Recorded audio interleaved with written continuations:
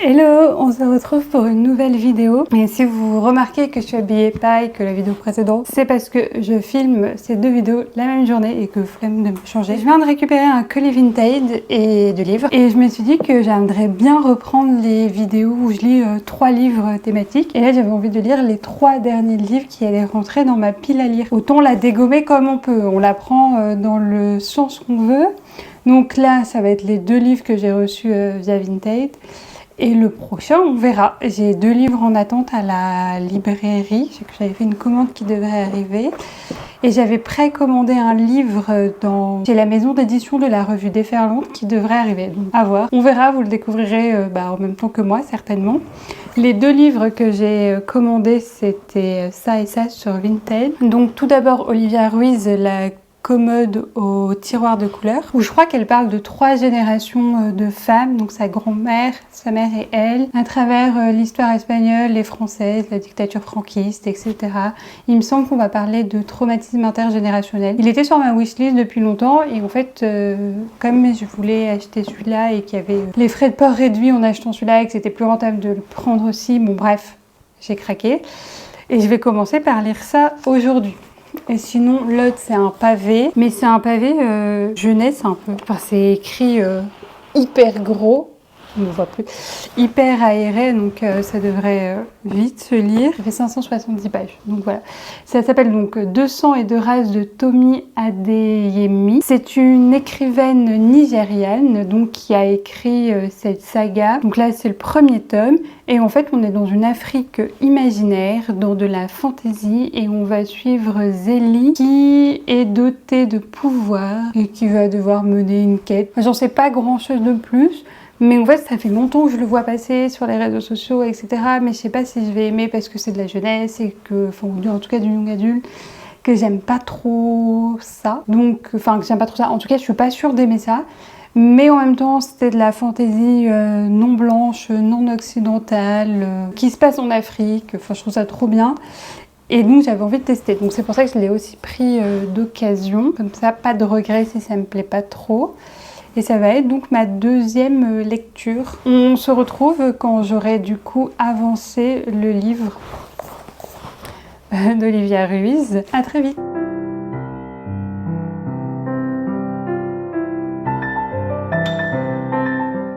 On se retrouve quelques jours plus tard après le précédent clip face caméra parce que du coup j'ai lu et j'ai terminé en l'espace de un peu moins de 24 heures la commode au tiroir de couleurs d'Olivia Ruiz. Et j'ai eu un coup de cœur incroyable pour ce livre. En fait, j'attendais pas grand chose de cette lecture, passer un moment sympathique en fait, mais rien de plus. J'avais eu des retours positifs, mais je pensais pas que ça allait être à ce point-là un coup de cœur. Je me demande si c'est pas ma meilleure lecture de l'année. Bon bref, vraiment j'ai adoré, j'ai pleuré très souvent, beaucoup, quasiment à tous les chapitres, j'ai pleuré. J'ai fini en larmes et ça explique aussi pourquoi vous n'avez pas eu de plan de moi en train de lire parce que clairement j'étais au bout de ma vie en lisant. Mais malgré tout ça, c'était une trop bonne lecture, donc ça c'était sympa. Pour résumer ce livre, c'est l'histoire donc d'une jeune fille qui est censée représenter Olivia Ruiz. Donc c'est une jeune femme qui est mère aussi à son tour, qui va hériter donc de cette commode tiroir de couleurs de sa grand-mère qui vient de décéder. Et en fait, sa grand-mère a utilisé ces tiroirs-là pour y délaisser dans sa vie, pour les cacher aussi, mais en même temps pour les transmettre donc à notre narratrice les souvenirs de sa vie. Et grâce à ces tiroirs, grâce au pèlerinage à travers les souvenirs qu'elle a laissé, la narratrice va pouvoir reconstituer sa vie, son parcours, etc. Et nous, on va lire ces fragments de souvenirs. Et c'est incroyable parce qu'en fait, cette grand-mère qui s'appelle l'Abuela, elle a eu une vie à la fois hyper triste, marquée par des événements historiques d'une violence incroyable. Et en même temps, elle a eu une vie pleine de bonheur, pleine de joie, pleine de solidarité, etc. Donc, par exemple, on va suivre son immigration forcée de l'Espagne vers la France, son arrivée dans les camps de concentration, son arrivée après à Narbonne et comment elle va pouvoir ou pas s'intégrer à cette société française qui est raciste et qui comprend pas forcément ce que représente cette guerre civile espagnole. Elle va vivre des deuils, elle va vivre la mort d'un de ses enfants. Elle va vivre le rachat d'un petit café slash tabac slash pompe à essence et la reconstruction après de sa vie. Voilà, elle va passer par différentes phases qui sont ultra bouleversantes et en même temps, et c'est ça qui m'a aussi très touchée dans le livre, qui sont en plein de sororité, de solidarité certes, mais surtout de sororité. Et en fait, on a ce cœur de femme qui est ultra présent dans le roman. Donc c'est la grand-mère, ses deux sœurs, la dame qui va les accueillir en France et qui va leur servir de guide, mais aussi après la narratrice qui s'adresse aussi à sa propre fille. Et en fait, on a cette solidarité féminine à travers les épreuves et ça, j'ai trouvé ça vraiment bouleversant. C'était vraiment trop beau. Et la plume est pas du tout... on n'a pas l'impression d'être un voyeur dans l'histoire et d'avoir une position un peu gênante qui nous rendrait mal à l'aise. En fait, pas du tout. C'est hyper émouvant parce qu'en fait, on a l'impression que cette grand-mère, c'est notre grand-mère et qu'elle s'adresse à nous et pas à un personnage de fiction, pas à l'avatar d'Olivia Ruiz, mais vraiment à nous et on a l'impression d'être dans une intimité partagée entre la grand-mère et nous. Et donc, j'ai trouvé ça vraiment bien fait. Très touchant, très poétique, très émouvant et en même temps, bien sûr, très violent parce que les événements que ces femmes vont vivre sont violents, sont atroces, sont bouleversants. Enfin, vraiment, j'ai eu du mal à en parler après l'avoir fini. Je lui ai directement écrit ce que je ressentais pour la chronique Instagram que vous avez dû déjà voir, que je vous remettrai. Mais j'avais besoin en fait d'extérioriser ce que je ressentais parce que c'était hyper émouvant et j'ai eu du mal à en parler un peu face caméra. Il m'a fallu un temps en fait pour me poser, pour remettre les idées au clair et pour un peu sortir du roman pour pouvoir mettre des mots dessus. Donc j'espère que ce que j'en dis est plutôt clair et vous donne surtout envie de le lire. Enfin, j'espère que je rends justice au moment de bonheur que j'ai passé en lisant ce roman-là. Et par ailleurs, il y a un thème qui m'a marquée, mais c'est un peu avec la continuité de ce que je vous disais dans mon bilan de lecture de mars avec le livre de Lola Lafont, Quand tu écouteras cette chanson. Il y a la transmission en fait des traumatismes de manière intergénérationnelle et comment cette grand-mère va transmettre aussi des peurs, des non-dits, etc. qui vont en fait bouleverser aussi la narratrice alors que c'est pas forcément son histoire mais qui va avoir une importance sur son histoire. Et c'est un thème qui, vous commencez à le comprendre, mais qui m'intrigue quand même énormément.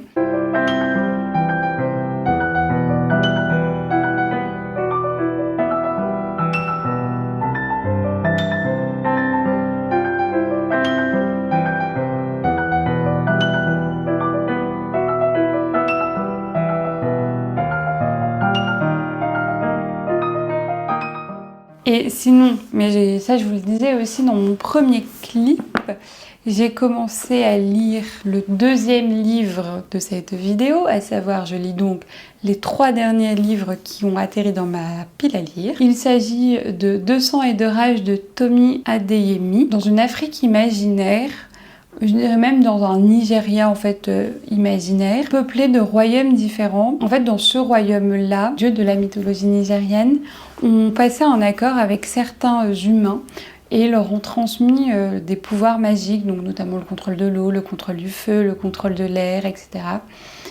Et c'est ce qu'on appelle des magies.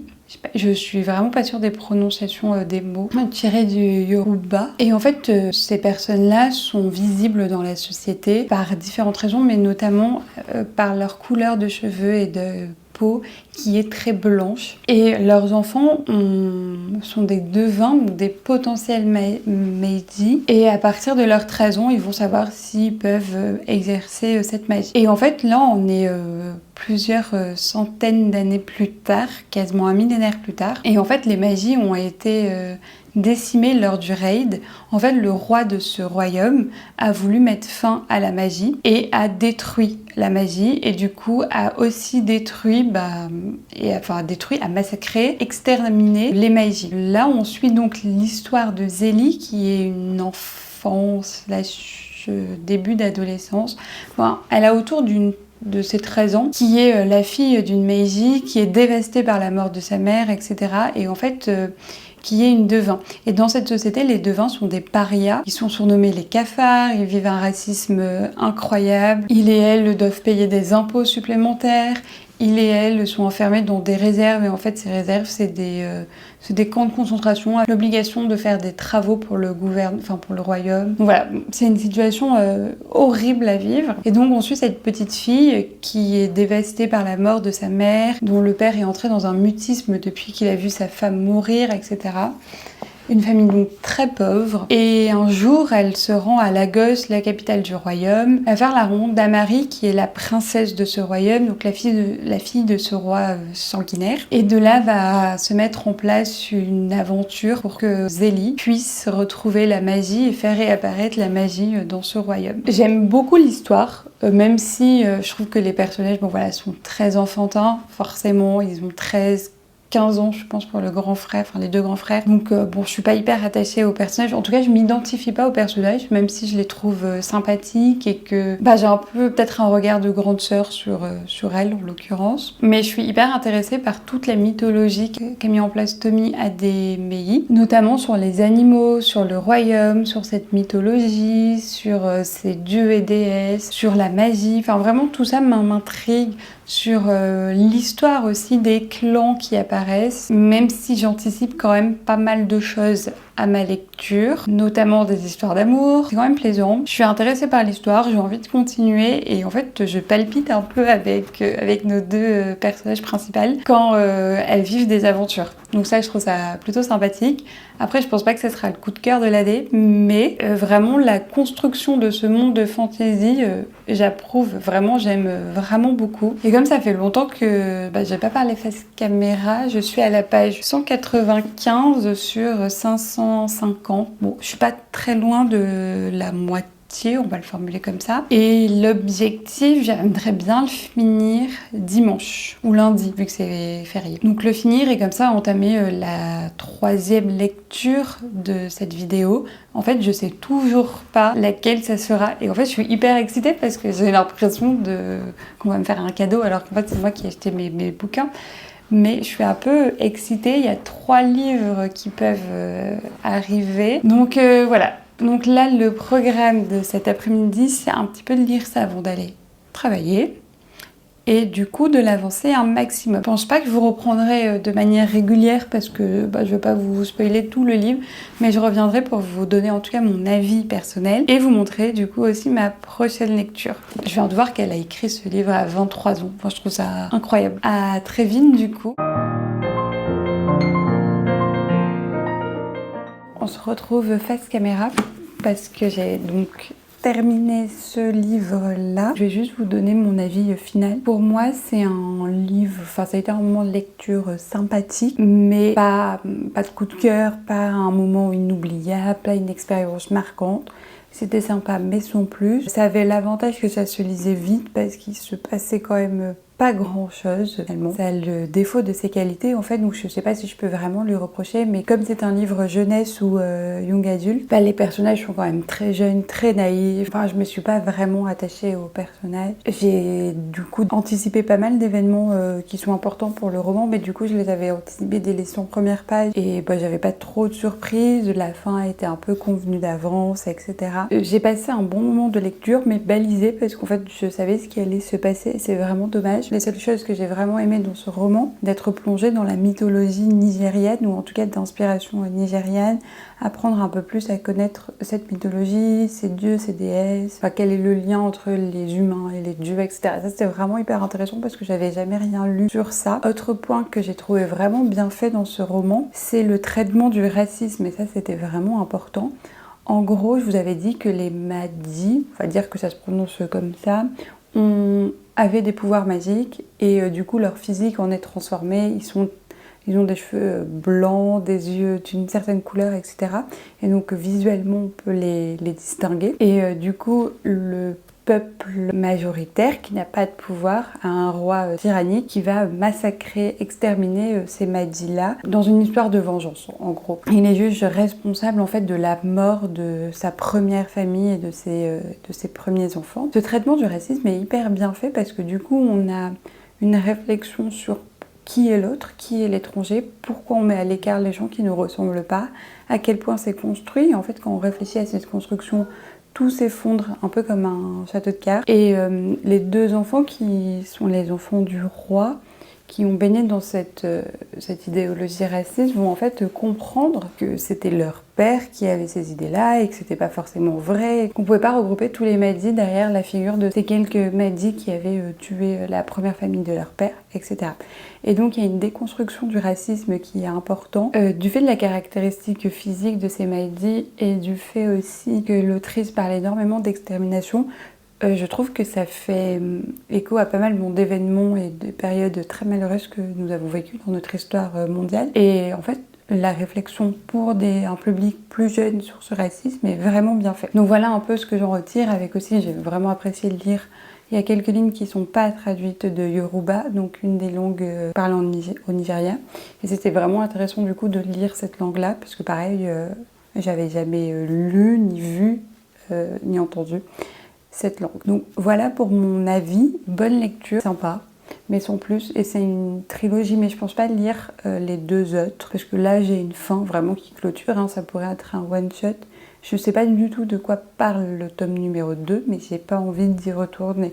Sauf si quelqu'un me dit que c'était vraiment une expérience de lecture incroyable et que je passe à côté de quelque chose. Mais a priori, je pense pas et j'ai pas trop envie d'y aller.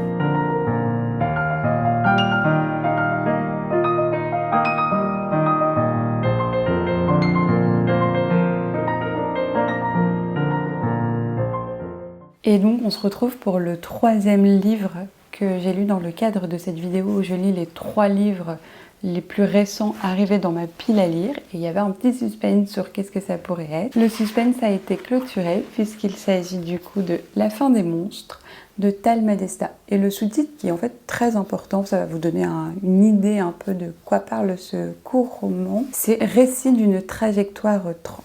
Donc un peu de contexte. C'est le premier livre publié dans cette nouvelle maison d'édition, donc La Déferlante Édition, en lien avec la revue de La Déferlante dont je vous avais parlé. Et là, il y avait une précommande et j'ai pris le pack total pour soutenir à la fois l'auteur et la maison d'édition et la revue. Donc j'ai eu le droit à ma petite dédicace, à une petite carte, voilà, qui est en fait la couverture du livre et qui est vraiment trop belle, et un marque-page, il me semble. Après, il est un peu grand quand même, puis la moitié du livre. Mais voilà, il est aussi très joli. Enfin, je suis vraiment très fan de la couverture et des dessins. C'est Léa Diri qui a du coup dessiné cette illustration. En fait, c'est entre le roman et l'essai, je sais pas trop comment le catégoriser. Mais Tal Madesta, c'est un journaliste indépendant spécialisé dans la lutte contre les violences LGBT et un militant transféministe. Il est connu aussi pour les collèges féminicides. Et dans ce roman-là, ou ce récit, enfin dans ce texte, je sais pas trop comment formuler ça flirte entre l'essai transféministe et l'autobiographie pour apporter un témoignage. Il raconte son parcours de transition et en même temps ce que c'est que la transphobie, ce que c'est que le transféminisme. Et en fait, ce qui est vraiment intéressant, c'est que c'est, j'allais dire thématique, mais c'est peut-être pas le bon mot, mais en tout cas, on a des entrées par verbe. Les titres de chapitres, c'est des verbes. Et on a des petites, à chaque fois, tranches de vie ou des petites, des réflexions courtes sur un sujet précis. Ça, j'ai vraiment bien aimé le format. Et du coup, je vous disais, dans ce livre-là, il parle de sa transition de genre. Il parle de ses doutes, de ses espoirs, de comment ça s'inscrit dans sa chair, comment ça s'inscrit pas, en fait. Et en fait, c'est ok de pas avoir toujours cru qu'il était, d'avoir toujours senti qu'il était un garçon. Et du coup, il remet en question, en fait, les grands modèles canoniques et les grands récits qu'on peut avoir sur les parcours de transition. Et ça, j'ai trouvé ça hyper intéressant parce qu'il explique qu'il y a des milliers et des milliers de manières de vivre le fait d'être une femme ou un homme cisgenre. On dénie le droit aux personnes trans d'avoir des parcours divers, différents, multiples. Autre point intéressant, j'espère que ça ne sera pas trop décousu dans ma manière de raconter cet essai-là. Mais autre point qui m'a marqué du coup, le cissexisme, donc à savoir le sexisme, pour ça vous savez ce que c'est. Et en fait, le cissexisme, c'est du sexisme d'autant plus fort qu'il s'exerce sur des personnes trans. En fait, il y a une domination patriarcale dans notre société, mais cette domination-là, elle est redoublée ou aggravée, je sais pas si c'est vraiment les bons termes, mais par la domination cis. Et on dénie par exemple aux personnes trans, on leur donne une masculinité subalterne ou une féminité subalterne. Ils et elles doivent sans cesse prouver qu'ils sont des hommes, des femmes, etc. Alors qu'on ne se pose pas forcément cette question quand on est une personne cis. Et elle donne un exemple dans ce livre-là. Il est suivi par un groupe d'hommes dans la rue, dans un moment qui fait flipper, quoi, qu'on a un peu tous et toutes vécu en tant que personne sexisée. Et la stratégie qu'il va adopter, c'est de faire semblant de passer un appel dans lequel il dit à sa femme, donc il insiste sur le fait d'être marié et qu'il a des enfants et que les enfants l'attendent pour le coucher. Et donc les potentiels agresseurs entendent cette histoire-là et du coup, s'il a des enfants, c'est que c'est un homme cis. Et il n'y a plus de questions et du coup, on lui enlève plus cette masculinité qu'il est questionné, qu'il est gêné et qui leur donnait envie d'aller agresser en fait Tal. Et ça, c'était vraiment très bien montré dans le texte. Autre point clé, mais du coup qui est en lien avec ça, il parle beaucoup des personnes de TERF. Donc des TERF, ça c'est des féministes entre guillemets, qui excluent les personnes trans de leur lutte sous prétexte que la féminité et la masculinité, mais du coup là ce qui nous intéresse c'est la féminité, serait une féminité biologique, on deviendrait femme parce qu'on a des organes génitaux femmes. Bref, on va pas revenir sur l'idéologie TERF, en tout cas, une idéologie que je partage pas du tout et que je veux pas voir ici. Tal va démonter cette idéologie-là et notamment toute l'idée qu'on entend beaucoup dans les médias, que ce soit français, américains, etc., occidentaux, sur le lobby LGBT, le lobby trans, et du coup ça serait des jeunes de notre société influencés par les réseaux sociaux parce que ça serait à la mode de transitionner.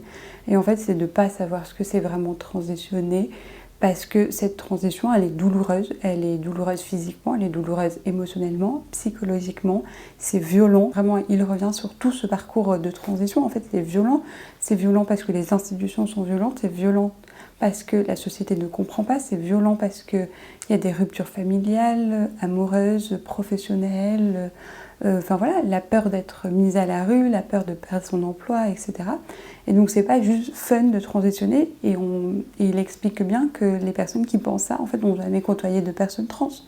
Au-delà du fait que c'est hyper archaïque d'associer femme à organe biologique, en fait, c'est ne pas avoir compris ce que c'était la trajectoire d'une personne trans. Et du coup, ça fait le lien avec un point qui était fort, un point que Tal a mis en avant, et peut-être que j'avais pas forcément bien compris ou bien senti dans mes autres lectures ou de témoignages trans, ou peut-être qu'il insiste plus, je sais pas. C'est sur cette idée de deuil. Faire sa transition, c'est aussi faire le deuil et s'attendre à faire des deuils. Donc dans le cas de Tal, le deuil d'une partie de ses relations familiales, mais aussi je vous disais, en fait, transitionner, c'est prendre le risque, qui va être concret en fait, de perdre des relations. Et ça, c'est ultra violent.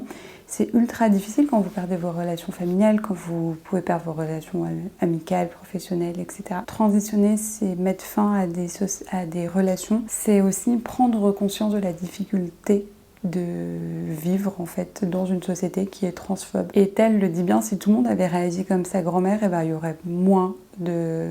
en fait, on serait dans une société beaucoup plus respectueuse, qui accepterait plus facilement les personnes trans. Et du coup, il y aurait moins de suicides dans cette communauté, il y aurait moins de précarité, de chômage, etc. Parce qu'en fait, on est dans une société transphobe et que ça, c'est hyper difficile de vivre dans cette société-là quand on veut transitionner. Et dernier point, pour pas tout vous raconter quand même du livre, mais c'est le titre qui, moi, m'a interpellée. Donc c'est La fin des monstres. Pour moi, c'était au début une réflexion sur qui est le monstre. Tal voulait montrer que finalement les personnes trans qu'on assimilait à des monstres n'étaient pas des monstres, que c'était des personnes comme les autres. Et je pensais qu'il voulait faire ça. Et c'est un peu ce qu'il fait. Mais en fait, ça fait écho à un livre qu'a écrit Paul B. Preciado. Je suis un monstre qui vous parle. Et en fait, les monstres, pour Tal, c'est pas les personnes trans qui essaient de vivre leur vie, c'est les personnes transphobes qui les empêchent et en fait qui vont les attaquer de toutes parts. Et en fait, c'est eux et il faut mettre fin à ces monstres-là. En fait, c'est un plaidoyer pour mettre fin à la société transphobe dans laquelle on vit, la société cis-sexiste, etc. J'aime bien ce basculement, ce retournement en fait dans qui est le monstre et qui est l'altérité et qui doit se remettre en question. Et on est d'accord, il a raison. Sinon, sur la lecture, donc je l'ai lu très rapidement, hein, ça fait 80 pages sans les annexes qui sont assez courtes. J'ai vraiment aimé ma lecture, j'étais très contente de le lire, j'ai vraiment apprécié. C'était émouvant. J'avais envie par moments de faire un câlin à Tal et en même temps j'avais envie de... Enfin j'étais vraiment... comme à chaque fois, j'étais énervée quand vous lisez un texte qui met en avant les dominations structurelles et institutionnelles de notre société. Moi ça me... Voilà, ça m'énerve, j'ai envie de tout casser, etc. Donc ça marche. Je suis toujours autant révoltée. Et en même temps c'était beau, c'était poétique, c'était pas que triste ou en colère. En fait, c'est beaucoup plus profond que ça et les émotions que Tal nous transmet sont beaucoup plus diverses. Et c'est ça aussi mettre fin au monde. Ces personnes trans ne ressentent pas qu'une ou deux émotions. Il faut arrêter de les enfermer dans des rôles et des stéréotypes préconçus. J'ai trouvé ça beau qu'il parle en fait de ses doutes en plein milieu de sa transition, qu'il parle en fait du fait que les discours transphobes impacté ses prises de décision, sa vie, que ça le faisait se remettre en question. Et ça, j'ai vraiment trouvé ça beau, cette remise en cause en fait d'un parcours qui partirait d'une certitude de l'enfance et il n'y aurait pas de doute et ça serait une trajectoire linéaire, etc. Et ça, j'ai trouvé ça hyper intéressant et émouvant. Et bon, bref, lisez ce livre. En plus, vous soutenez une personne trans. Je vous rappelle, les personnes trans, je vous rappelle, les personnes trans sont en situation plus précaire dans notre société. Dans le livre, il y a un chiffre pour les États-Unis, mais il n'y a que 4% des personnes trans qui ont un emploi à temps plein aux États-Unis et 8% des personnes trans qui ont un emploi à mi-temps. Quand je vous dis précarité économique, donc du coup, vous soutenez le mouvement trans, le mouvement transféministe et en plus une maison d'édition indépendante qui a à cœur de proposer des textes engagés. Et donc je vais clôturer sur ça la vidéo. J'espère que le format vous a plu. Moi j'aime bien du coup piocher dans ma pile à lire 3 livres et essayer de les regrouper par un thème et vous en faire une vidéo. Donc là c'était les 3 livres les plus récents de ma pile et j'aimerais faire très prochainement les 3 plus anciens de ma pile à lire et je pense qu'on va découvrir un peu des trésors cachés / inavouables. Et donc voilà, bref, je vous laisse sur ça. Et j'espère que la vidéo vous a plu. N'oubliez pas du coup de vous abonner, d'activer les notifications, de mettre un petit commentaire pour soutenir cette chaîne. Et ça me ferait le plus grand plaisir. À très vite!